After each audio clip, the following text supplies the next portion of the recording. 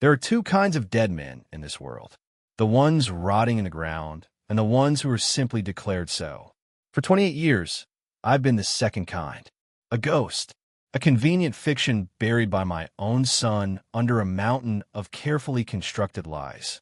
And then, one Tuesday afternoon, my ghost got a phone call about an inheritance. The air in my workshop always smells the same: cedar, sawdust, and the sharp, clean scent of linseed oil.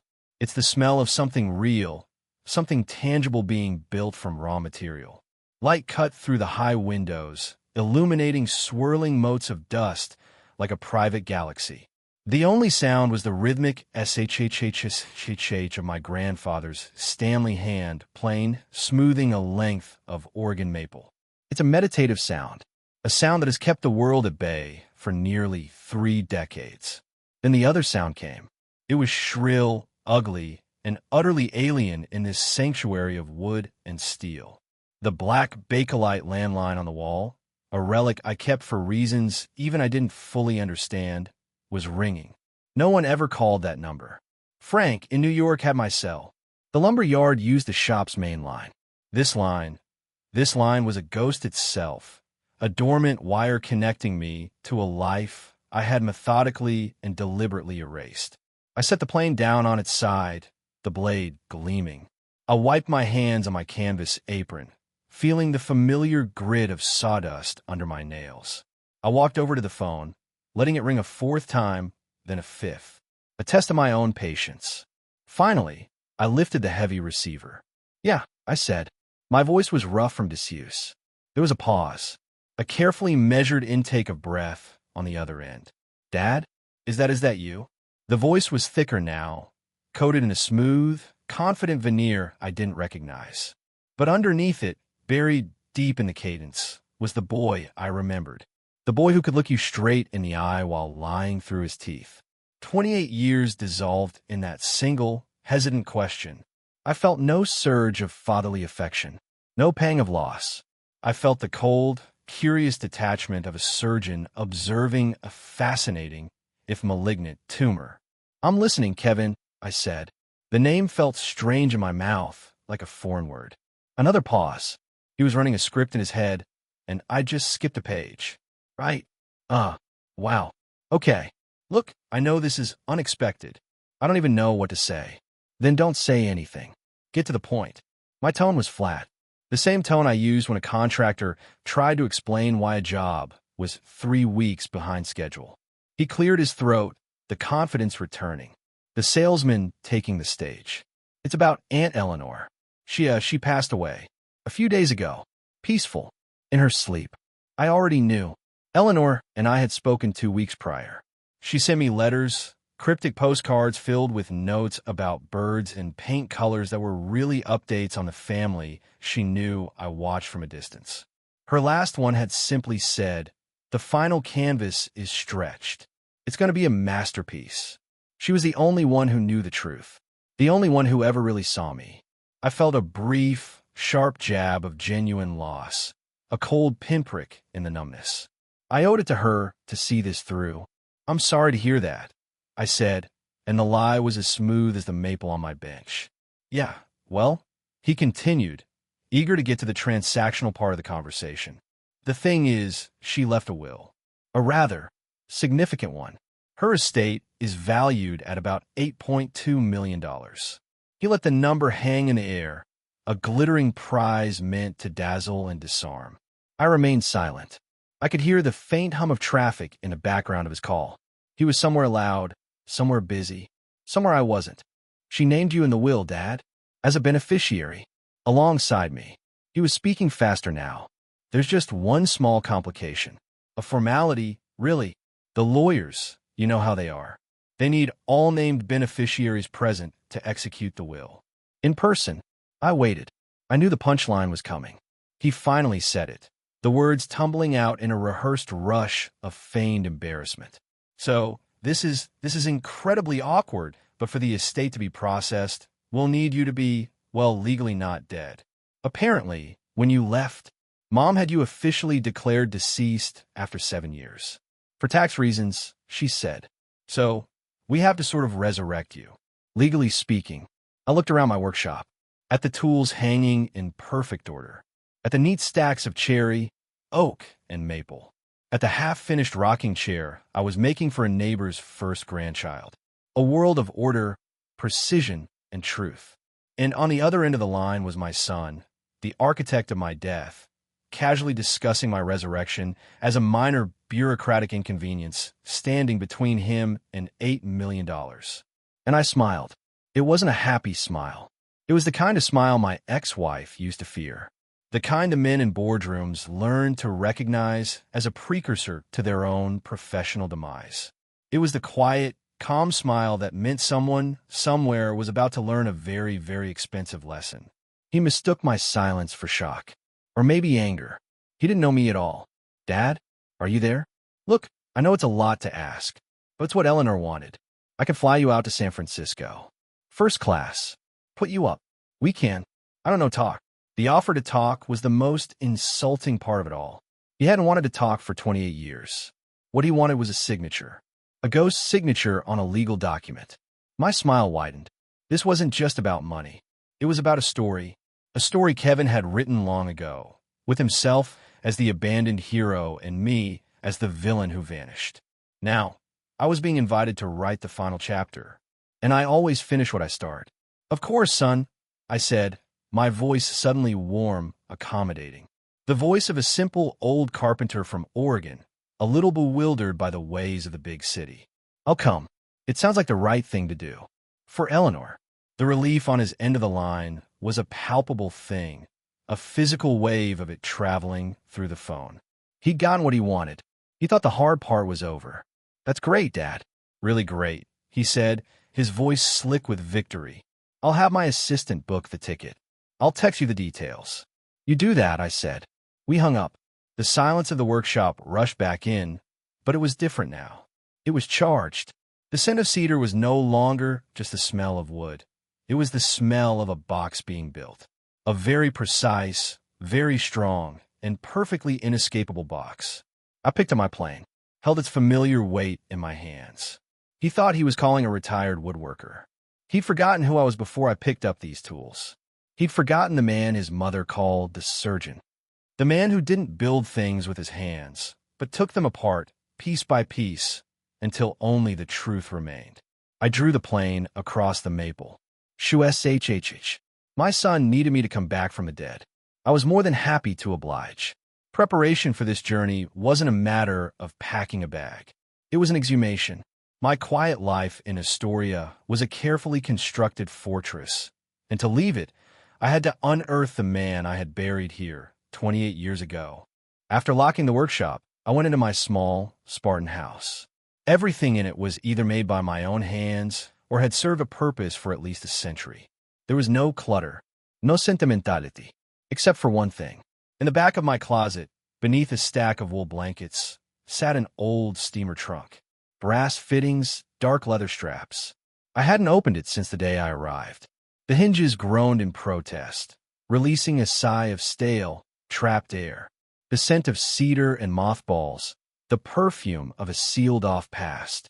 Inside, my former life lay in state, perfectly preserved. On top of a suit bag, not a flimsy plastic one, but heavy, breathable canvas. I unzipped it. The suit was charcoal gray worsted wool, tailored for me on Seville Road decades ago.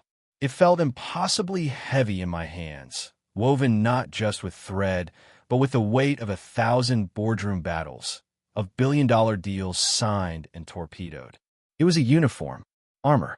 Beneath it, a leather watch roll. I opened it and picked up the Patek Philippe. The crystal was cold against my thumb. I wound it. The delicate, impossibly precise movement ticked to life, a tiny mechanical heart restarting after a long, long sleep. That watch hadn't just told time. It had measured deadlines, hostile takeovers, and the slow, agonizing dissolution of a family. I closed my eyes, and the memory I'd spent a lifetime sanding down returned with all its sharp edges intact. It wasn't one single event that broke us. It was a philosophy taught to Kevin by his mother, Diana. She hadn't married a man. She had married a trajectory. My rise through the ranks of corporate finance was, to her, the whole point of my existence. She saw my principles, my insistence on forensic honesty, on a man's word being his bond, as quaint, charming quirks in a bull market, but dangerous liabilities in the real world of shark she so desperately wanted to swim with. She taught our son that the appearance of success was more important than the foundation it was built on, a lesson he absorbed all too well. The end came when he was 17. I was orchestrating a complex, highly confidential merger, the kind of delicate surgery that had earned me the moniker the surgeon on the street. All my files were at home and my study locked. I was proud of Kevin. He was bright, charismatic, and I hoped, that my influence was a quiet counterweight to his mother's glitzy materialism. One evening, I came home to find him in my study. He'd picked the lock. The folder for the Acorn project was open on my desk. When I confronted him, he didn't even have the grace to look ashamed. He smiled that easy, charming smile of his. "Just curious," he said. "Wanted to see what the old man does all day." 2 days later, the deal imploded. A competitor made a preemptive bid, armed with information they could only have gotten from inside my team. It was a bloodbath. My firm lost millions. My reputation, my word, was questioned for the first time in my career. It took Frank Miller, my then protege, a week of quiet, off-the-books digging to find the leak. It wasn't a rival firm that had bought the information. It was the father of Kevin's new girlfriend, a real estate developer with a flashy lifestyle and a portfolio built on debt and bluster. He had paid Kevin $10,000, enough for a down payment on a used Porsche to impress the girl. When I laid the evidence on the dining room table, Diana defended him. "He's just a boy. He's ambitious. You should be proud he's learning how the world really works." But I only looked at my son. I didn't yell. I never yelled.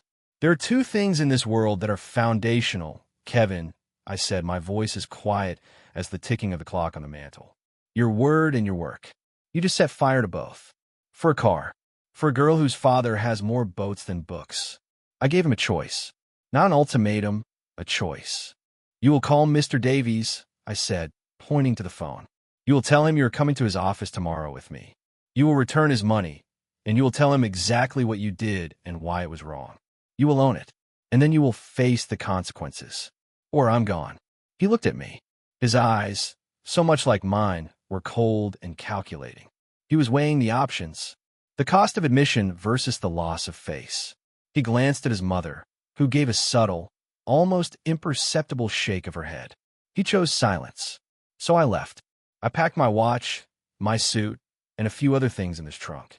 I emptied my personal accounts, leaving Diana and Kevin with the house in Westchester, the portfolio, everything. I walked out and never looked back.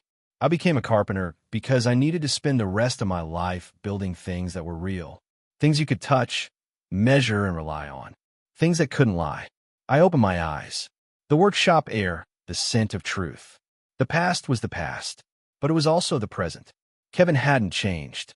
He had just gotten older, the stakes higher. He was still the boy who would sell out his own father for a shiny new toy. This time, the toy was worth $8.2 million, and the father was already dead. What was there to lose? I went into the bathroom and turned on the hot water. The mirror showed me Art Callahan, the Astoria woodworker. Face weathered by Oregon coastal winds, silver hair a little too long, hands calloused and stained. A quiet man, a harmless man. I took out a straight razor, lathered my face with soap from a ceramic mug. The scrape of the blade was another familiar, precise sound. Stroke by stroke, the years fell away. The beard I'd worn for a decade disappeared. The rugged lines of my face sharpened into something more severe, more angular, more familiar. I trimmed my hair, combing it back ruthlessly from my forehead. Then I went back to the bedroom and put on the suit. The fabric fell perfectly. I remember my frame better than I did. I knotted a simple, dark silk tie, slipped the Patek onto my wrist, polished my old leather Oxfords until they shone like black glass. I looked in the mirror again. The man staring back was not a carpenter. His eyes were not the eyes of someone who found peace in the grain of a piece of wood. They were the eyes of a man who saw the world as a balanced sheet. A man who could spot a lie from 100 paces. A man who understood that true power wasn't about what you built, but what you were willing to dismantle. Art Callahan, the man who built things, was gone. In his place stood Arthur Callahan, the man who took them apart, and he had a flight to catch. The first-class cabin was an exercise in performative comfort. The leather was too soft, the smiles of the flight attendants too bright. The champagne they offered before we'd even taxied to the runway was aggressively French. It was a world I knew intimately and one I had come to despise. It was all surface, a thin, polished veneer over a core of cheap particle board. I accepted a glass of water and watched Oregon's dense, honest green recede below the clouds. San Francisco greeted me with a slap of cold fog and the frantic energy of a city perpetually chasing its own tail. Kevin had sent a car, not a taxi, not an Uber. A black Escalade with tinted windows and a driver who wore a suit that was $200 too cheap to be convincing. The boy had always loved the props of wealth more than the wealth itself. The drive to his penthouse in Pacific Heights was a tour of his kingdom. We passed the glass and steel temples of the tech giants, monuments to a new kind of gold rush built on algorithms and venture capital. I could feel the hum of the city, the thrum of desperate ambition. It was the same energy as Wall Street, just dressed in hoodies and Allbirds instead of pinstripes. The building itself was a modern marvel of architectural arrogance, a glass spire stabbing at the sky. A doorman in a crisp uniform that probably cost more than my monthly utilities nodded as we entered a lobby that felt more like an art gallery. Marble floors, a soaring ceiling, and a piece of abstract sculpture that looked like a car crash frozen in chrome. It was all designed to intimidate, to make you feel small. It didn't work on me. I've been in rooms where men decided the fate of nations before their second cup of coffee. This was just a more expensive waiting room. The elevator ascended in unnerving silence, opening directly into their apartment. The view was the first thing that hit you. A stunning, floor-to-ceiling panorama of the Golden Gate Bridge and the bay, shrouded in a cinematic layer of fog. It was a multi-million-dollar view, and they knew it. It was the centerpiece of the entire performance. Kevin was standing there, framed by the window. He was taller, broader in shoulders, his hair styled with expensive-looking imprecision. He wore a cashmere sweater and jeans that were artfully distressed. He looked like the cover of a magazine for men who inherited their success. "Dad," he said, and the words still sounded like a poorly fitted suit. He opened his arms for a hug. I sidestepped it and offered my hand instead. His grip was soft, manicured. The hand of a man who's never had a callus. "Kevin," I replied, my voice even. Behind him, a woman emerged from the kitchen area. She was tall, sleek, with sharp, intelligent eyes that were taking my measure before she had even spoken. Dressed in tailored black slacks and a silk blouse, she moved with an athlete's economy of motion. This was not the vapid, social climbing type of girl Kevin used to date. This was something far more dangerous. This was a partner. "You must be Arthur," she said, her voice smooth and polished. "I'm Madison. It's so wonderful to finally meet you." She didn't offer to shake my hand. She just watched me, a small, unreadable smile on her lips. "Maddie's my fiancée," Kevin added quickly, putting an arm around her. It was a proprietary gesture, a display of his latest, most valuable acquisition. "My condolences on your aunt's passing," I said to both of them, my eyes on Madison. "Thank you," she replied, her smile never faltering. "Eleanor was a character. We'll miss her." The words were perfect, but her eyes were already on to the next item on the agenda. She was the strategist. I could see it instantly. Kevin was the face of the company, the charismatic frontman. She was the one drawing up the plays. They gave me the grand tour of the Piranha tank, the Italian minimalist furniture, the smart home system that controlled everything from the lights to the blinds with a spoken command, the wine fridge stocked with bottles whose labels I recognized and whose prices I knew were obscene. As they showed off their sterile, magazine-ready world, I was conducting my own audit. I saw the slight tremor in Kevin's hand as he poured himself a whiskey at 3 in the afternoon. I saw the way Madison's eyes darted to a small pile of mail on the marble countertop, which she then casually covered with a copy of Architectural Digest.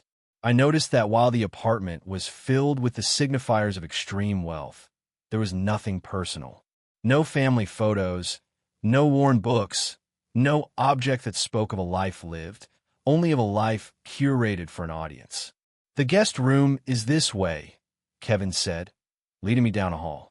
"It's got its own bathroom, and the view is almost as good as ours."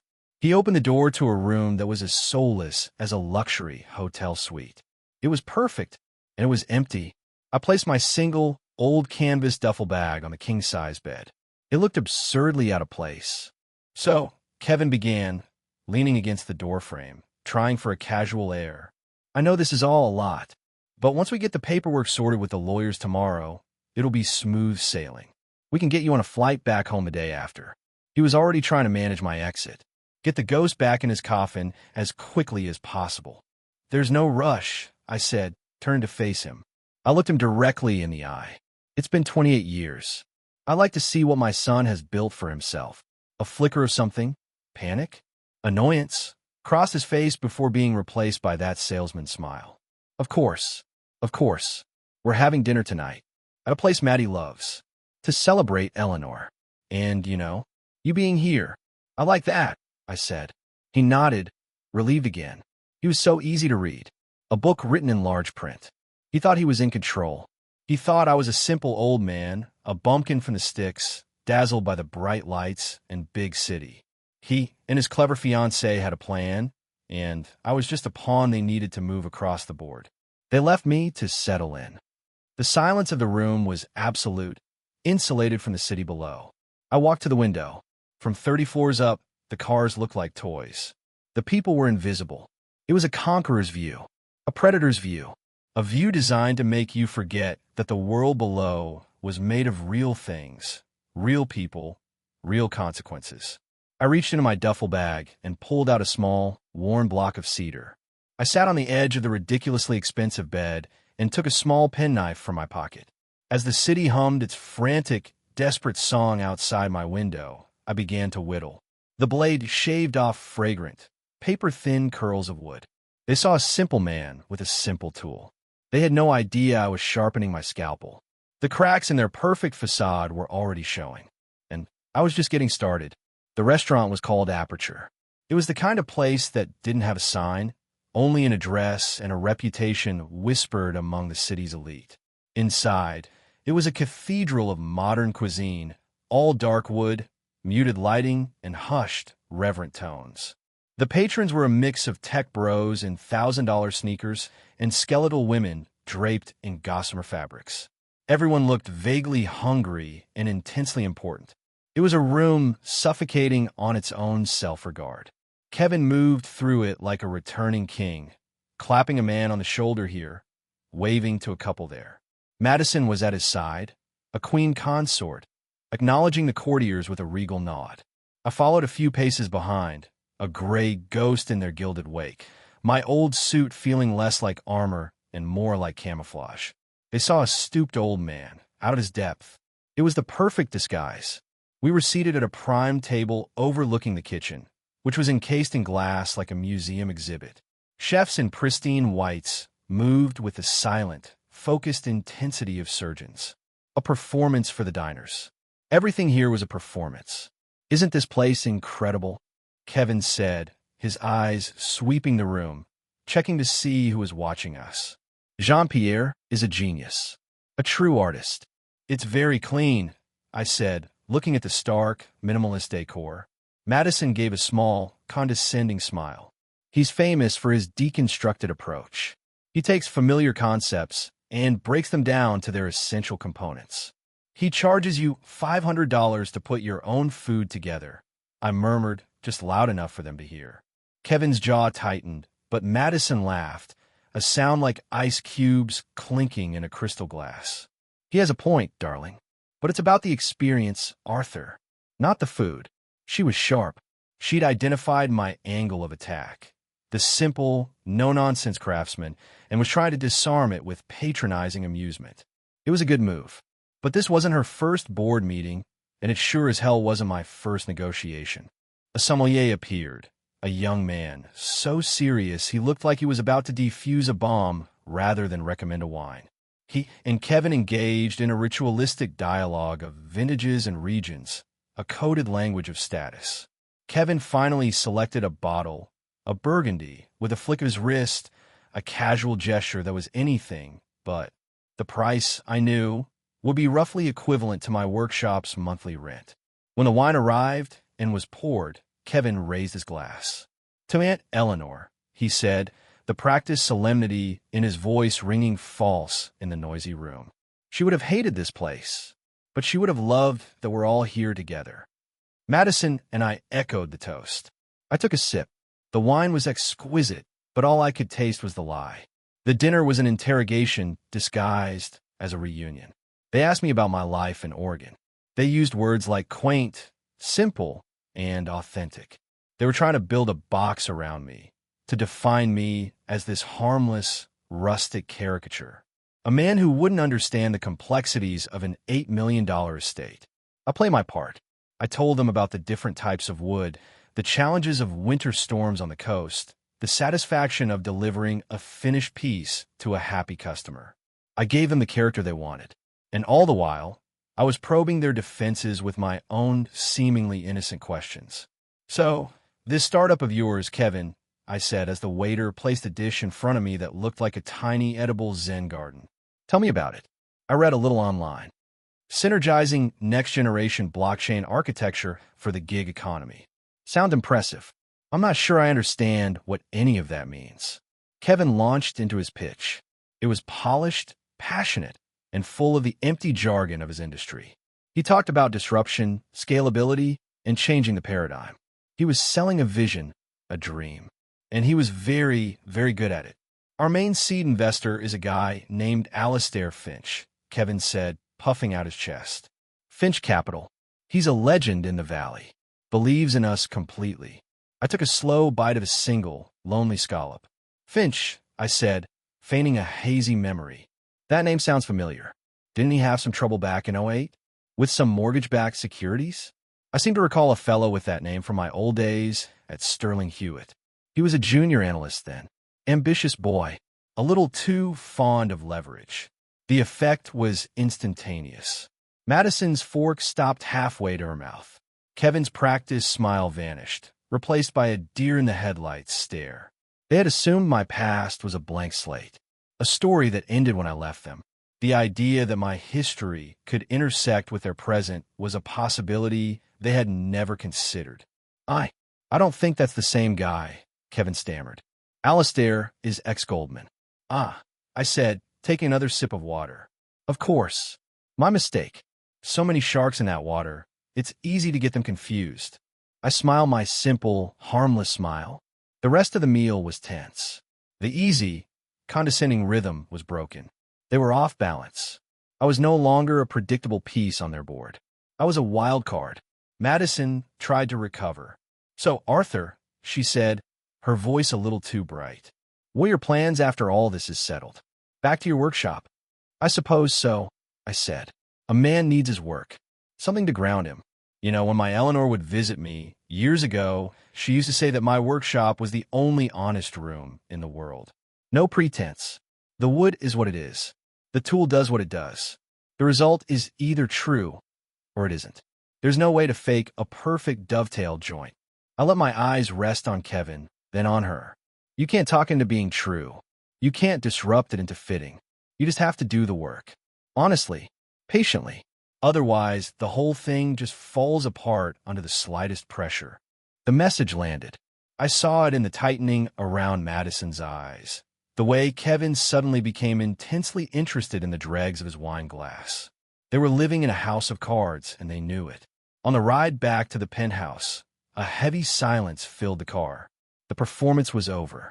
They had brought me to their world to intimidate me, to show me the power and success I had supposedly walked away from. But all they had shown me was their fear. They thought the ghost they'd invited to dinner was there to bless their inheritance. They were beginning to realize he might be there to haunt them instead. And the night was still young. The law office was on the 40th floor of a skyscraper in the financial district, a sterile environment of frosted glass, brushed steel, and hushed efficiency. It was a place designed to extract money with minimal fuss. Kevin and Madison, back in their native habitat, moved with a renewed sense of purpose. They greeted the receptionist by name, exuding an air of ownership. This was their turf. They thought they were back in control. I sat in a ridiculously uncomfortable chair that was clearly chosen for its aesthetic rather than ergonomic qualities, the picture of a patient, slightly bewildered out-of-towner. The lawyer, a man named Mr. Davies with a bland face and an expensive watch, entered the conference room. He gave me a brief, dismissive nod and focused his attention on Kevin and Madison, the real clients. He was all smooth reassurances and professional sympathy. "Kevin, Madison, my deepest condolences once again," he said, opening a thick leather-bound folder. Eleanor was a unique woman. Her final wishes are, shall we say, as unique as she was. Kevin leaned forward, the picture of feigned grief and eager anticipation. "We're just here to honor her wishes, Robert." Madison placed a perfectly manicured hand on his arm, a silent gesture of support that was really a command to let her handle things if necessary. "Of course," Davies said, clearing his throat. "Let's get to it. The will is quite straightforward in most respects. Various small bequests to art foundations, her housekeeper, and so on. But the bulk of the estate, currently valued at $8,212,000, is to be placed in a specifically structured entity, the Eleanor Callahan Trust." He paused, letting the legal term settle. I could see Kevin was getting impatient. He didn't care about the structure, just the payout. "The beneficiaries of said trust," Davies continued, his eyes scanning the document, "are designated as Kevin Callahan and Arthur Callahan." He glanced up at me, a flicker of professional curiosity in his eyes. The dead man at the table. "Now, here is the unique part," the lawyer said, adjusting his glasses. "Eleanor was very specific in the bylaws of the trust. She has structured it not as a simple disbursement, but as a discretionary trust." "Meaning?" Madison asked, her voice sharp. She knew the term. She was just testing him. "Meaning," Davies said, looking directly at her, "that the funds are not automatically transferred to the beneficiaries. Access to the principal and any income generated is at the sole discretion of the appointed trustee." Kevin let out an impatient sigh. "Okay, so who's the trustee? Some bank? Let's get them on the phone and get this over with." Mr. Davies took a slow, deliberate sip of water. He looked down at the document again, then up at the three of us. There was a touch of theatricality in his timing. He was enjoying this. "According to Article 4, Section B of the trust document," he said, his voice flat and devoid of emotion, "Eleanor Callahan has appointed a single, sole trustee to administer the trust for the duration of its existence." He looked directly at me. "That trustee is Arthur Callahan." For a full 10 seconds, the only sound in the room was the faint hum of the building's ventilation system. Kevin stared at Davies, his brain refusing to process the words. Madison's mask of cool composure didn't just crack, it shattered. Her mouth fell open slightly, her eyes wide with disbelief. They had walked into this room expecting a coronation, a simple signing of papers that would transfer millions into their precarious accounts. Instead, the keys to the kingdom had just been handed to the village idiot they thought they were manipulating. "What?" Kevin finally choked out, the word a strangled gasp. That's not possible. He can't be the trustee. He's a beneficiary." "It's unorthodox," Davies admitted, a hint of a smirk playing on his lips. "But it is perfectly legal. Eleanor's instructions are ironclad. The document grants Arthur Callahan, and I quote, absolute and sole authority to disburse funds as he sees fit, based on his personal judgment of whether the beneficiary, namely Kevin Callahan, is living a life of integrity, honesty, and contributing positively to the world." I felt a slow, cold smile spread across my face. "Eleanor, you magnificent, crazy old artist. This wasn't a will. It was a masterpiece of psychological warfare. A final, brilliant brushstroke from beyond the grave. She hadn't just left me money, she had left me a weapon, and she had aimed it squarely at the son who had disappointed us both. Furthermore," Davies continued, clearly relishing every word, "the trust stipulates that if, in the trustee's judgment, The beneficiary does not meet these criteria. The trustee is empowered to redirect the entirety of the trust's assets to a list of pre-approved charities, primarily organizations that support traditional arts and craftsmanship.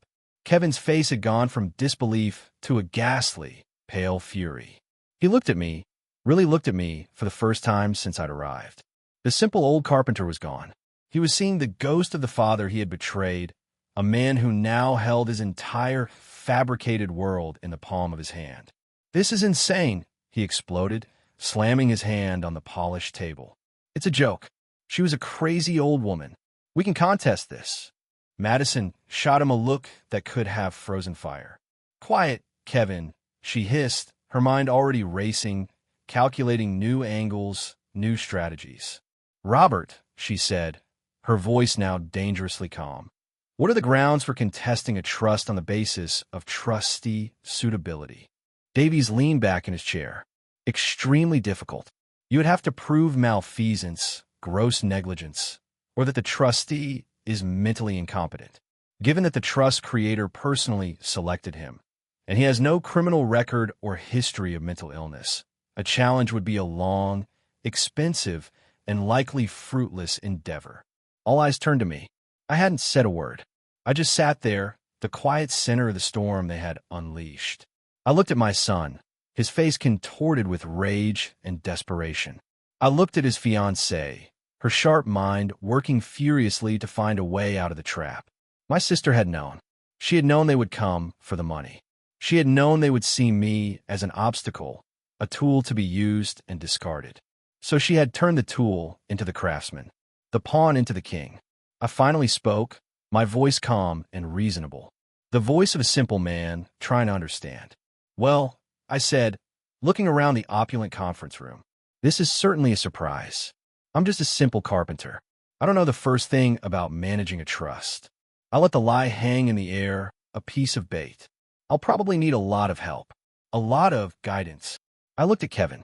"I'll have to rely on you, son, to show me you're living the right kind of life, an honest life." The trap wasn't just sprung. It was baited, set, and my son had just walked right into it, dragging his clever partner with him. The balance of power in that sterile 40th floor room had not just shifted. It had been completely and irrevocably reversed. And from the look of sheer, unadulterated panic on their faces, they knew it too.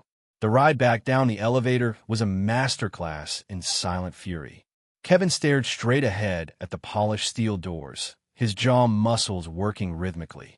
Madison stood perfectly still, her gaze fixed on the floor indicator, but I could practically hear the gears grinding in her head. The air was thick with unspoken accusations and the metallic taste of panic. I remained placid, a tranquil island in their roiling sea of desperation. The moment the penthouse door clicked shut behind us, the facade of civility disintegrated. "A carpenter," Kevin roared, whirling on me. The word was an epithet, a summation of all his contempt. "She left $8 million in the hands of a man who plays with scraps for a living. This is a fucking nightmare." He started pacing, a caged animal in his own gilded cage. "How could she do this? How could you let her?" he demanded, pointing a trembling finger at me. "I haven't seen Eleanor in person in 15 years, Kevin," I said calmly, walking over to the panoramic window and looking out at the fog-draped city. Her choices were her own. "Don't give me that humble bullshit," he spat. "You knew about this. This was a setup." "Kevin, stop it." Madison's voice cut through his tirade like a shard of glass. It was quiet, but laced with steel. "Yelling at him is pointless. He has the power. That is the new reality. We need to think."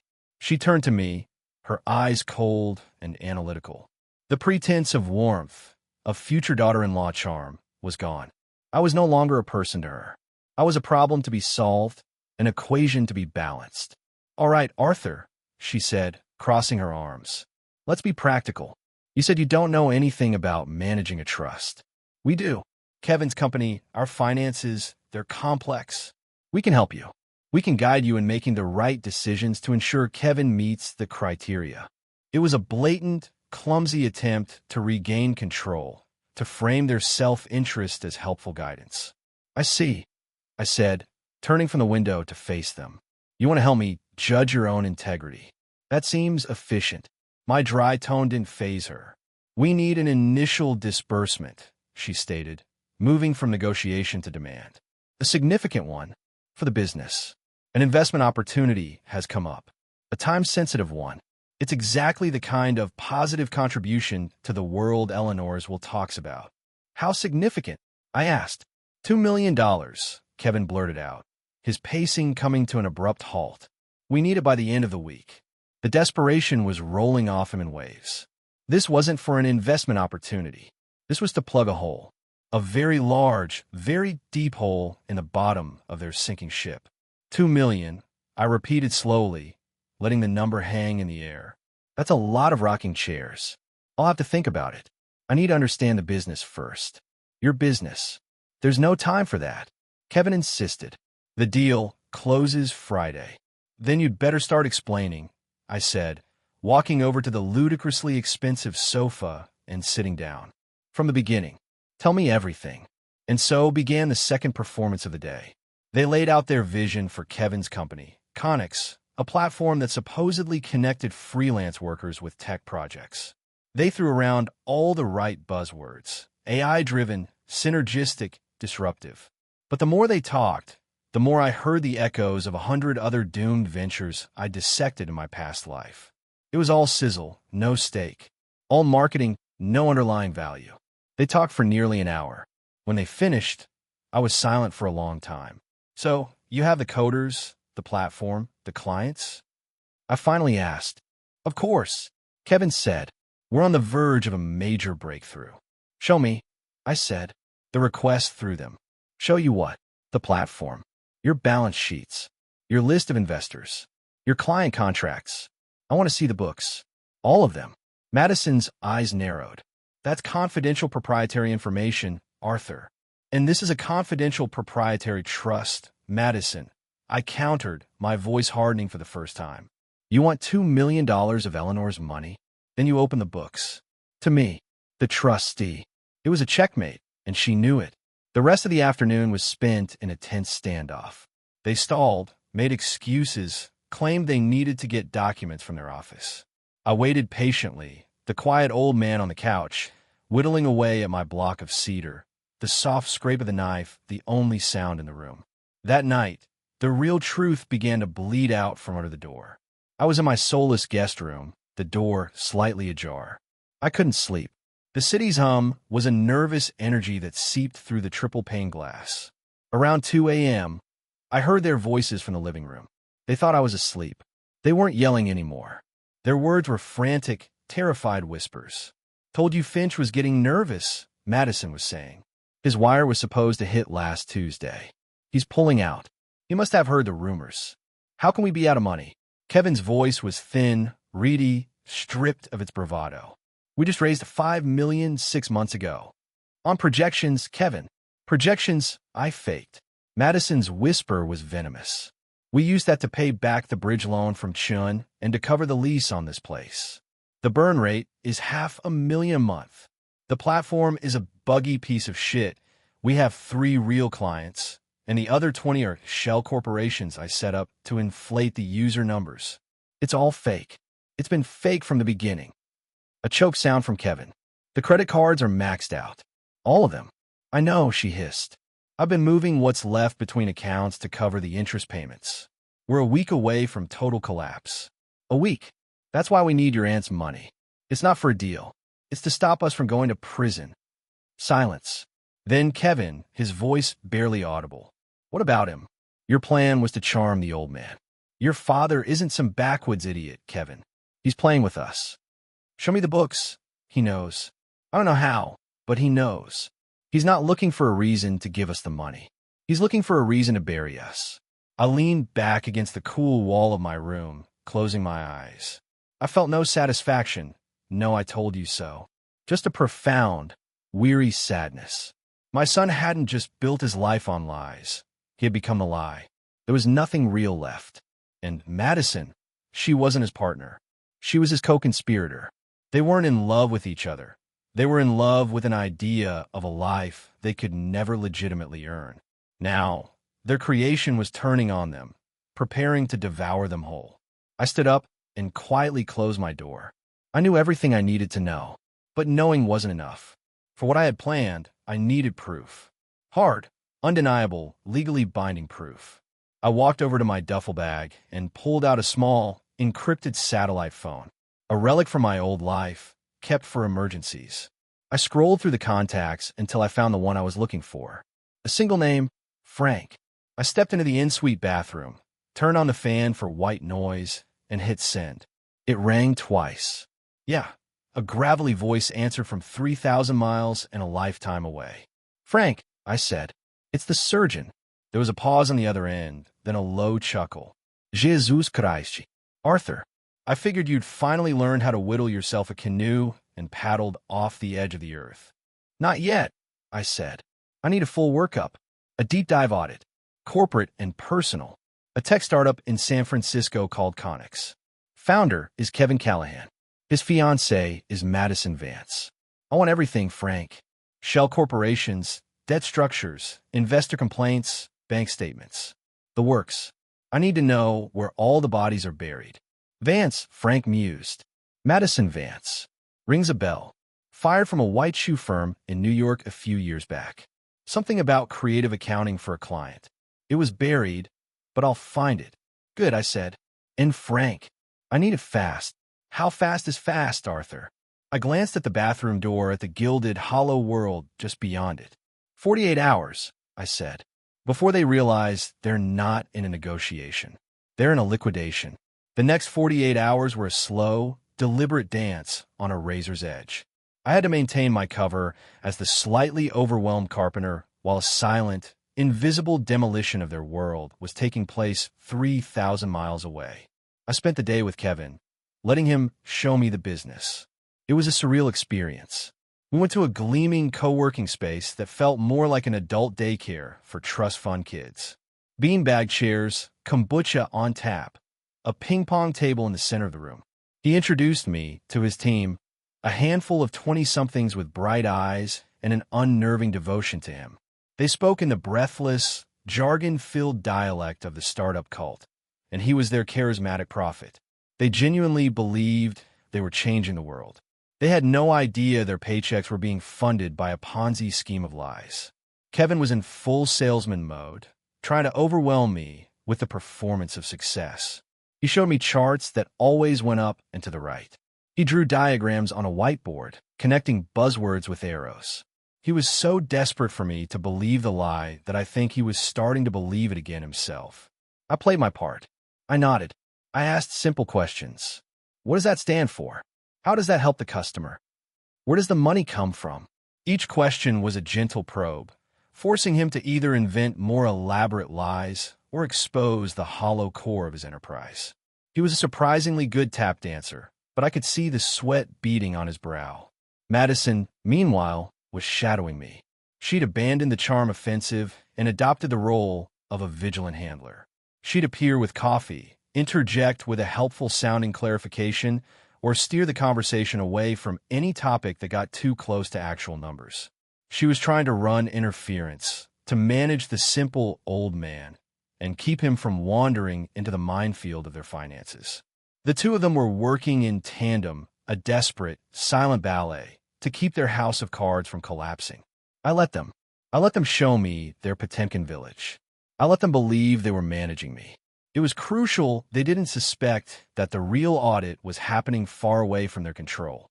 That evening, they tried a different tactic. The emotional one. We were back at the penthouse, the city lights twinkling below like a fallen constellation. Madison had discreetly disappeared, leaving me alone with my son for the first time. Dad, Kevin began, his voice taking on a somber, intimate tone. I know things were bad when you left. I was just a kid. I was stupid, and I've regretted it every day. It was a good performance. His eyes were moist. His voice caught at the right moments. He was trying to appeal to a father's love, to a guilt he assumed I must feel. He was looking for a different lever. I just looked at him. Do you know why I left, Kevin? Because of the thing with Davies, he said quickly. And Mom, I know she put a lot of pressure on me. No, I said, my voice quiet but firm. That was just a symptom. I left because you made a choice. You weighed honesty against a cheap advantage, and you chose the advantage. I didn't leave you. I left the man you were choosing to become. My only question, all these years, has been whether you ever made a different choice. His face hardened. The appeal to emotion had failed. He saw that the well of fatherly guilt he was trying to tap was bone dry. I built a life, he said defensively. I'm a success. Isn't that what you always wanted? I wanted you to build something real, I said, turning back to the window. This city is full of men who think success is an illusion you sell to other people. I've seen how that story ends. It always ends. The conversation was over. He retreated to his side of the apartment, defeated. The next morning, my satellite phone buzzed silently in my pocket. A single, encrypted text message, package delivered. I excused myself, saying the city air was giving me a headache, and I needed to lie down. In the sterile guest room, I opened my laptop and connected it to a small, anonymizing router I'd brought with me. I navigated to the secure server Frank had set up. The file was named Eleanor's Folly. Frank always had a flair for the dramatic. I opened it. It was a work of art, a masterpiece of forensic accounting and digital espionage. Frank had left no stone unturned. There were the real bank records for Connex, showing a terrifying burn rate and an account balance of less than $50,000. There were the faked financial reports they had sent to their investors, with inflated user numbers and fabricated revenue streams. Frank had even included the original, unaltered server logs next to the forged documents, showing the precise digital fingerprints of Madison's deception. There was a detailed profile on Alastair Finch, their legendary investor. Just as I'd suspected, he was a bottom feeder, a man who'd been disbarred in New York and had reinvented himself in the less regulated world of venture capital. He wasn't pulling out because of rumors. He was being investigated by the SEC for a separate fraud, and his assets were about to be frozen. He was a cornered rat, and Kevin and Madison were just part of his sinking ship. And then there was the file on Madison Vance. Frank had dug deep. He'd found the sealed settlement from her old law firm. She hadn't just engaged in creative accounting. She had actively helped a client create a network of offshore shell corporations to launder money. She'd been fired, but the firm had buried it to avoid a scandal. Frank had found a disgruntled ex-partner willing to talk. He had everything. Finally, there was a list of their personal debts. Mortgages on properties they didn't own, lines of credit from predatory lenders, maxed-out credit cards, a mountain of debt totaling over $3 million, all secured against the fantasy of their company's success. It was all there, a complete, legally actionable blueprint of their fraud. It wasn't just a house of cards. It was a criminal conspiracy. They weren't just facing bankruptcy. They were facing hard prison time.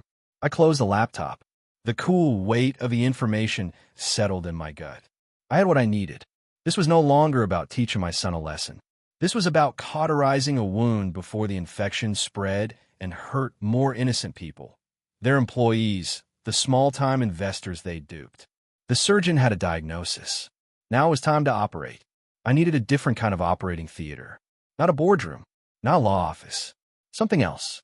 I looked out the window at the industrial landscape of the bay, the shipyards and warehouses spread out below the gleaming towers.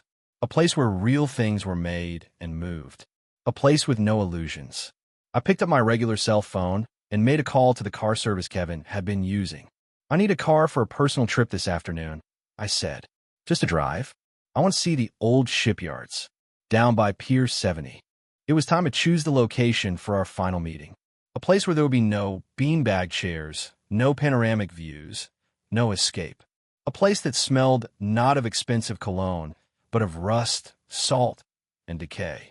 The perfect place to bury a lie once and for all. I gave them the summons an hour beforehand. Meet me, I said, my voice leaving no room for negotiation. 4 o'clock. Building 113, Pier 70. Come alone. The shipyards? Why? Kevin asked, his voice a mixture of confusion and suspicion. Because I want to show you something real, I said, and hung up. The cab dropped me at the edge of the sprawling, derelict industrial park. Pier 70 was a graveyard of American industry, a collection of colossal brick and steel warehouses left to rust in the salt-laced air. It was beautiful in its own way, a monument to a time when men built things that weighed thousands of tons. Building 113 was a cavernous old machine shop, its windows long since shattered, its vast interior open to the elements. I walked inside. The scale of the place was humbling. Light streamed through the broken roof in cathedral-like shafts, illuminating colossal, silent machinery. Lathes, presses, and cranes, titans of a bygone era, now sleeping under a thick blanket of dust and rust. The air smelled of cold iron, damp earth, and the ghosts of a million man-hours. It was the polar opposite of their penthouse. This place had a soul. It had history. It was the perfect stage. I found a spot in the center of the vast space, near a gigantic, silent iron press. I didn't need a table. I didn't need chairs. The setting was the message. They arrived precisely at 4. Their expensive European sedan looked absurdly out of place parked next to the crumbling brick facade. They walked in tentatively, their city shoes crunching on the debris-strewn floor. They looked small and fragile under the soaring, skeletal roof, their fashionable clothes a jarring contrast to the raw, industrial decay. "What is this?" Madison demanded, her arms wrapped around herself as if fending off the cold. Some kind of pathetic metaphor? The noble working man and his decaying factory. "Not a metaphor," I said, my voice echoing slightly in the cavernous space. "A classroom. This place made things. Real things. Things that powered a nation. It was built on physics and sweat, not projections and buzzwords. When a weld failed here, people died. The truth had consequences." I looked at Kevin. "You wanted $2 million for an investment." I did my due diligence. From the inside pocket of my old suit, I pulled out a single, folded piece of paper. It was a summary, a balance sheet of their lives. "Conics," I began, my voice calm and methodical, the voice of the surgeon presenting his findings. "Current cash on hand, $47,600. Monthly burn rate, $512,000. Known debt, $3.2 million to a list of creditors who are not known for their patience. You are not on the verge of a breakthrough, Kevin. You are approximately 1 week from a catastrophic, bankrupt implosion." Kevin's face went white. Madison's eyes darted around, as if searching for an exit. There was none. "The platform," I continued, "is non-functional on a commercial scale. Your user numbers are inflated by at least 80%, courtesy of a network of shell corporations registered in Delaware and managed by a Ms. Madison Vance. The same Madison Vance who was allowed to quietly resign from the law firm of Adler, Cromwell, and Finch in New York after facilitating a client's money laundering scheme. They buried it, but graves have a way of opening up." Madison took an involuntary step back, her face a mask of horror. "I had her. And your seed investor, Alastair Finch," I said, turning my gaze back to my son, "is currently the subject of a federal investigation. His assets are about to be seized. His last wire transfer to you is not a vote of confidence. It was him trying to hide assets from the government through your company. You're not his golden goose, son. You're his patsy." I let the weight of the words settle in the cold, silent air. The game was over. The lies were stripped bare. There was nothing left but the raw, ugly truth exposed under the dusty shafts of light. Kevin just stared at me, his mouth agape. All the charm, all the bravado, had been sandblasted away, leaving only the terrified 17-year-old boy who had been caught in his father's study. "Ow!" he whispered. "How would you know all this?" "Because this is what I do," I said, my voice dropping, losing its folksy Oregon cadence, and taking on the cold precision of the man I used to be. "It's what I have always done. I take things apart. I find a rot. You and your mother built a story that I was a simple man who couldn't handle the real world. The truth is, I was the man who cleaned up the messes made by people exactly like you." I took a step closer. They both flinched. "You didn't just lie to your investors and employees," I said, my voice a low, cutting whisper. "You committed wire fraud, securities fraud, conspiracy. You're not looking at failure. You are looking at a 10 to 15-year federal prison sentence. Both of you. Madison finally found her voice, a desperate, broken thing. "What do you want, Arthur?" I looked from her terrified face to my son's shattered one. I had come to San Francisco expecting to teach a lesson about integrity. But the cancer was far worse than I had imagined. A simple lesson wouldn't suffice. This required surgery, radical and painful. "I'm the trustee of Eleanor's estate," I said, my voice resonating with the absolute authority she had given me. "And I am giving you one choice, not a negotiation, a final, non-negotiable ultimatum."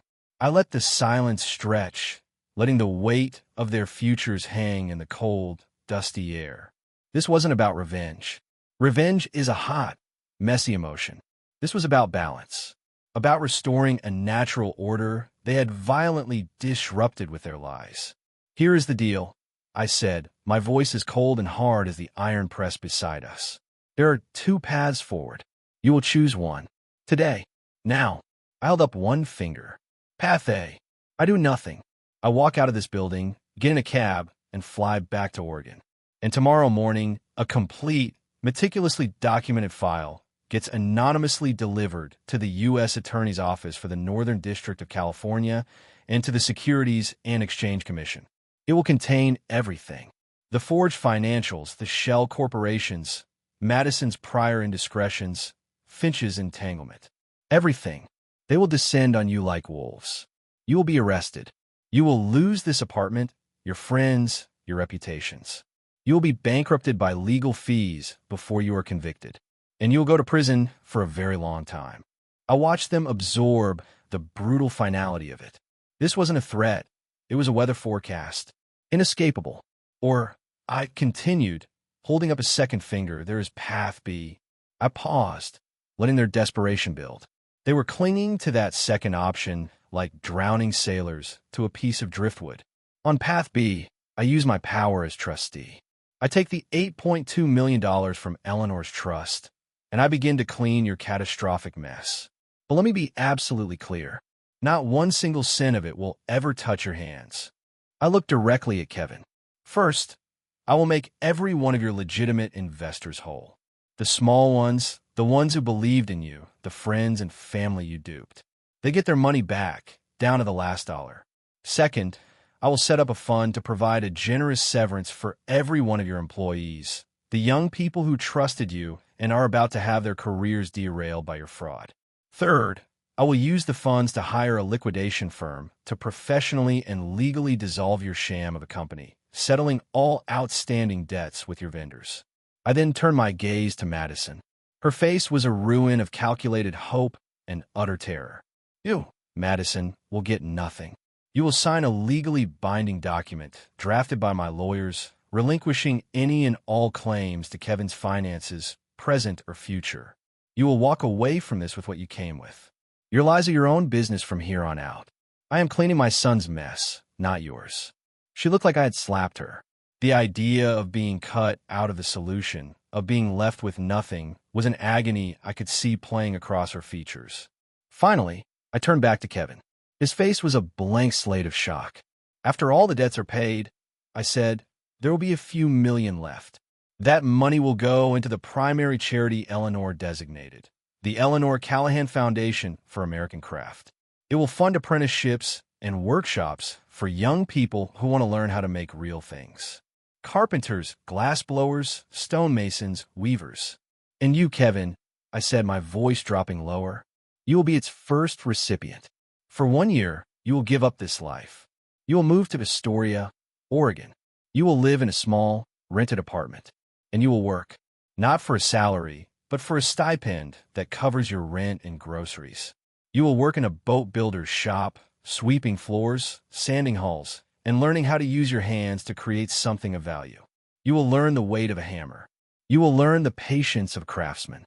You will learn the difference between the story of a thing and the thing itself."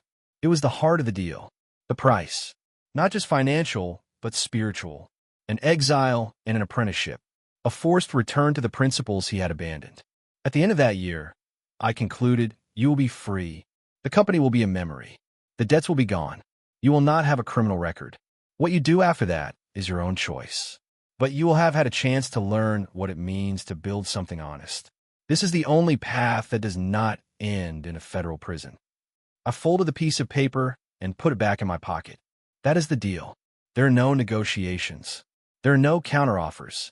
You have 5 minutes to decide together. After that, the offer is withdrawn permanently. I turned my back on them and walked 100 feet away to one of the vast, broken windows, looking out at the gray waters of the bay. I gave them the illusion of privacy, but I could hear their frantic, whispered argument. Madison was furious, her voice a venomous hiss. This wasn't her plan. Her plan involved manipulating the money, not being erased by it. Kevin's voice was broken, stripped of all its artifice. He was terrified. I heard Madison say, "Run. We can take what's left and go." And I heard Kevin's reply, weary and defeated. "Where, Maddie? To do what? This? Again? He's right. It always ends. At least this way. At least this way isn't a cage." That was it. That was the flicker of something I had been looking for. The first honest words I'd heard him speak in 28 years. The 5 minutes were up. I turned around and walked back toward them. Madison looked at me with pure, undiluted hatred. Kevin just looked broken. "Well?" I asked. Kevin took a deep, shuddering breath. He looked at the rust-colored giants around us, at the decaying monuments to real work. He looked at his fiancée, the co-architect of his ruin. Then he looked at me. "We'll take Path B," he said. Chapter 10, Epilogue. Noise and Silence. 6 months later, the Oregon winter had settled in, a season of gray skies, constant drizzle, and the smell of wet earth and wood smoke. My workshop was an island of warmth and light. The rhythmic shhhhshhh of my plane was the only sound, a familiar comfort, the heartbeat of my quiet world. The small bell over the door jingled. I finished my pass with the plane before looking up. Kevin stood there, silhouetted against the gray afternoon light. He looked different. The expensive haircut was gone, replaced by something shorter, more practical. The city pallor of his skin had been replaced by a healthy color from working near the windy docks. He was thinner, the softness around his jawline gone, replaced by a harder, leaner look. He wore a simple flannel shirt, worn jeans, and work boots caked in mud and sawdust. But the biggest change was his hands. They were resting at his sides, no longer hidden in his pockets. They were chapped, with a few healing cuts and the beginnings of real calluses. They were the hands of someone who worked. He didn't speak. He just walked over my workbench and placed a small wooden box on it. It was a simple box, made of dark walnut with maple splines in the corners. It wasn't perfect. I could see a tiny gap in one of the joints, a slight unevenness in the finish. But the grain was beautifully matched. The lid was perfectly fitted. It was a solid, honest piece of work. It was real. I picked it up. It felt good in my hands. I ran my thumb over the corner, over the splines. He'd used a technique I favored. When I had been teaching at the local community workshop, he'd been forced to attend 2 nights a week. He'd been in Astoria for half a year. As promised, I had liquidated his life in San Francisco. Madison had vanished the day the papers were signed. The investors and employees were paid. The foundation was established and already funding its first round of apprentices. Kevin lived in a small apartment over a bookstore and worked at the old Gunderson boatyard, a place that smelled of brine and epoxy. We hadn't spoken a single word to each other since that day in the machine shop. I saw him sometimes in town, at the grocery store or the post office. We would just nod, acknowledging each other's existence. Nothing more. Now he stood in my workshop, having broken the silence not with words, but with an object. I opened the box. The inside was sanded smooth, the corners clean. It smelled of walnut and oil. I closed it. The lid made a soft, satisfying thump. I looked at him. His eyes met mine. There was no apology in them, but there was no defiance either. There was just a quiet, weary acknowledgement. He had paid a price. He was still paying it. I nodded. Just once. It was enough. He nodded back, turned, and walked out, the little bell jingling his departure. I didn't know if this year would change him forever. I didn't know if he would stay in Oregon or run back to the world of noise and illusion the moment his sentence was up. The seeds of his mother's philosophy were planted deep. But for the first time, he had built something with his own two hands that couldn't lie. He had created something true. I placed the small box on the shelf above my workbench, next to a worn photograph of a smiling, paint-splattered Eleanor. The future was unwritten. The gap between us was still a chasm. But a bridge had been started. A small, imperfect, but very real bridge. I picked up my plane. There was work to be done. Outside, the rain began to fall harder. From down the hill toward the docks, I could just faintly hear the sound of a power sander starting up. The sound of my son, working late. The sound was mixed with the whisper of my own tool against the wood. Two separate workshops. Two separate men, working in the quiet, making something real in the fading light. It was for the first time in a long time a start.